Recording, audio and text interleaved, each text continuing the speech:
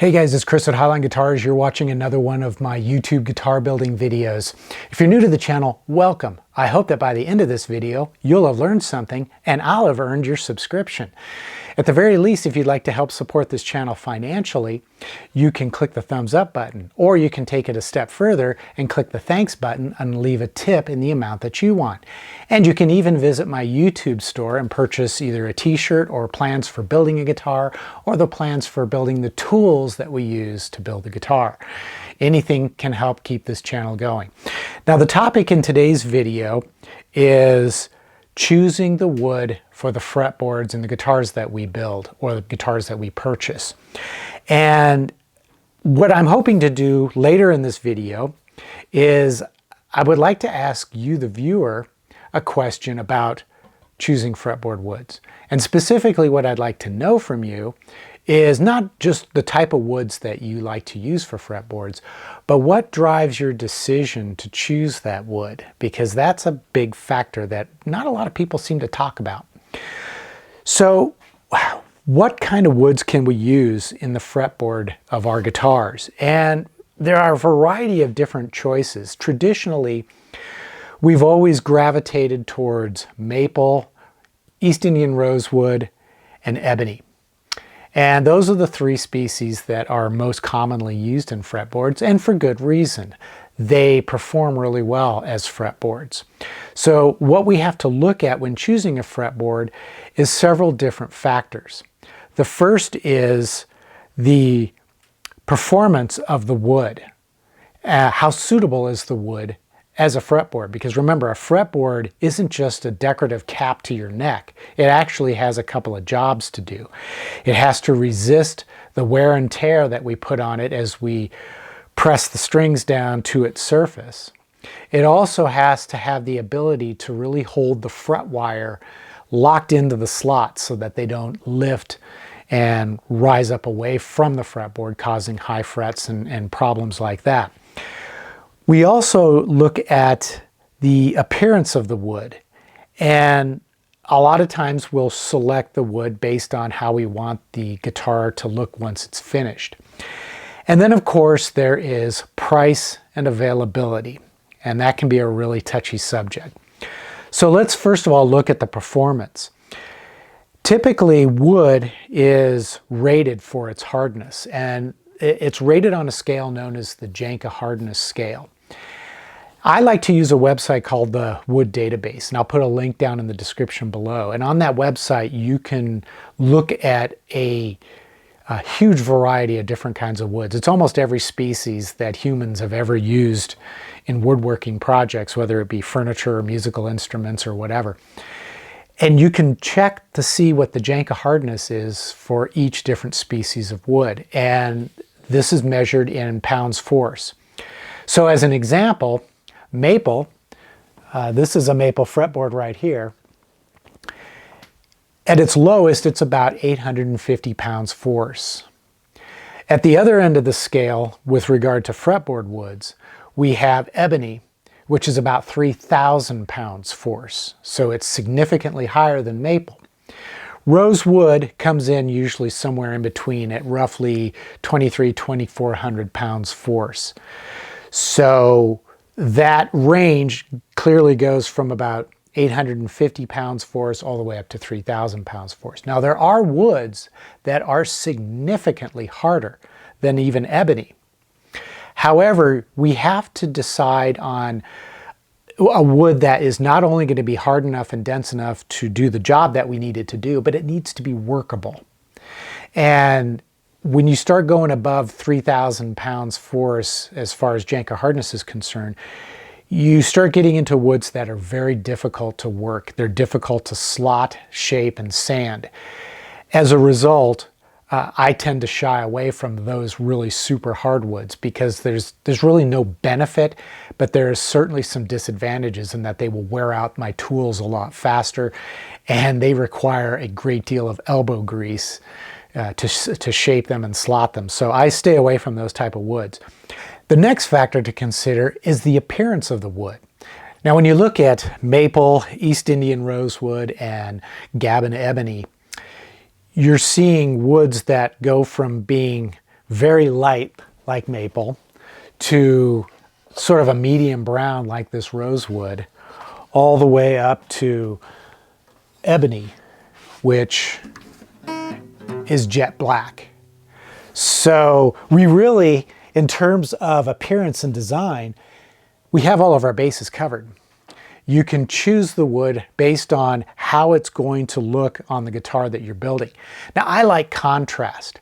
So if I've got a dark wood, I like a light fretboard. If I have a light wood, I like to use a dark fretboard. But there's no rule here. That's why I'm kind of interested to see what drives you to make a decision about the type of wood that you're going to use on a guitar build. Do you go for contrast, or do you try to match the appearance of the body wood? You know, what are those factors that you look at when determining the appearance of the wood? There, of course, is also the issue of grain. Now, purists will tell you that they want a straight grain quarter sawn piece of wood for the fretboard. And yeah, there's some logic behind that, but in most cases, the fretboard is so thin, usually 1/4 of an inch thick or less, that it really doesn't factor into it that much. And that's why you can see a lot of crazy grained woods used as a fretboard, and it's not going to make that much difference. I used to always be against the use of highly figured woods like curly maple for my fretboards, out of fear that there would be an inconsistency in how well they performed in terms of durability and resistance to wear and tear, as well as their ability to consistently hold the frets in. Because you're pressing frets in to open face grain as well as closed face grain.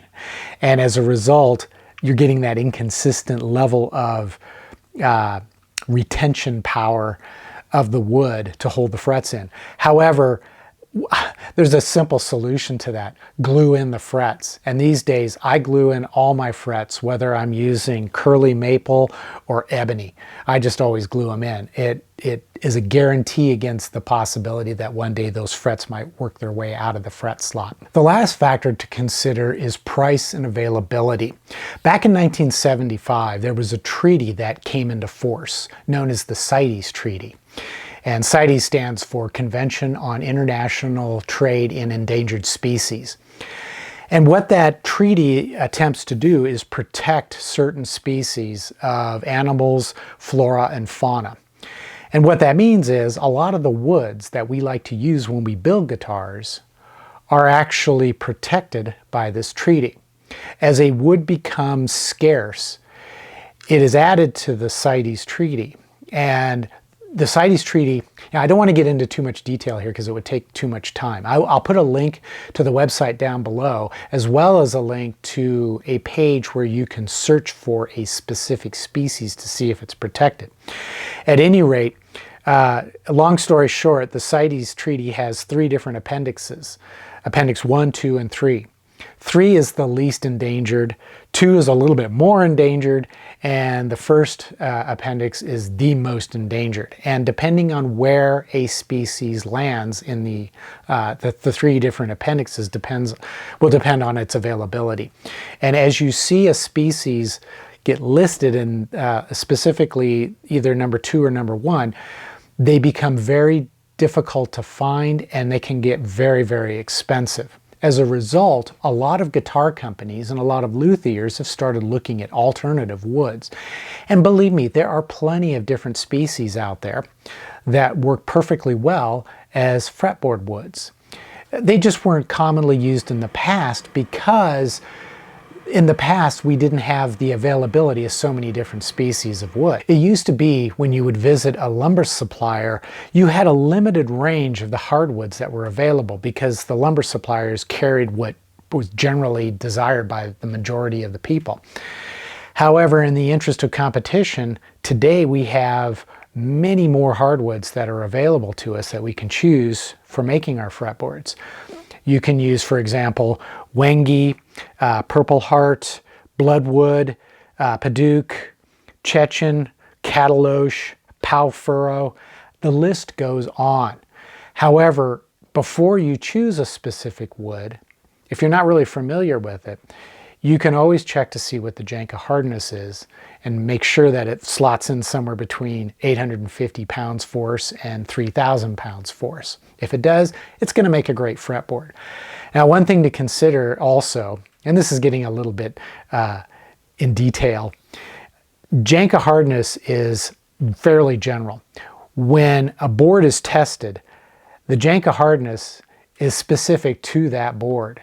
The board that you purchase is likely going to have a slightly different Janka hardness, because remember, wood is a naturally occurring product. It is totally dependent upon the environment that it grew in. So if it happened to grow in a dry climate on the side of a hill, without a lot of direct sunlight, it's not going to have the same characteristics as that same species grown in a moist environment on a flat surface in direct sunlight. So you just got to kind of keep that in mind.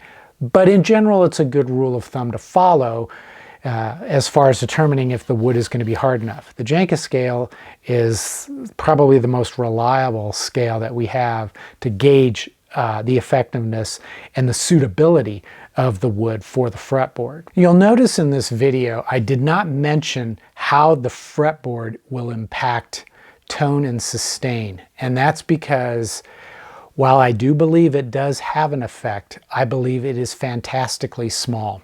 There are other factors in the design of the guitar which can be manipulated to alter or improve tone and sustain. Selecting the fretboard is a waste of time because you don't know what that effect is going to be until after the guitar is made. And what if you decide the tone and sustain of your guitar isn't quite what you were expecting? Are you going to shave off the fretboard and replace it with a new one? Or are you going to adjust the factors that are easy to change? So I don't typically consider the alleged impact that a particular species of wood is going to have on the tone and sustain of the guitar I'm going to build, because I know I can change that in other areas. I hope you found this video to be useful and will help you in making a decision about either what fretboard you're going to use when you build a guitar, or if you're shopping for a guitar, you can look at the different fretboards that are available and decide which one you think is probably going to be the best for you. And that's probably going to be based on the way the fretboard looks with respect to the rest of the guitar. At any rate, if you did enjoy this video and you like videos on building guitars and you're new to this channel, be sure to hit the subscribe button. If you're an old timer and you've been watching my videos going all the way back to 2008, hit the thumbs up button, show that you appreciate the video. That always helps my views improve and it helps to support the channel. If you want to do a little bit more and help the channel financially, you can click that thanks button down below and leave a tip in the amount that you want. Or you can visit my YouTube store and purchase a t-shirt, or like I said, the plans for building a guitar, or the plans for building the tools that we use to build the guitars. At any rate, until the next episode, take care, stay safe, and I'll see you soon.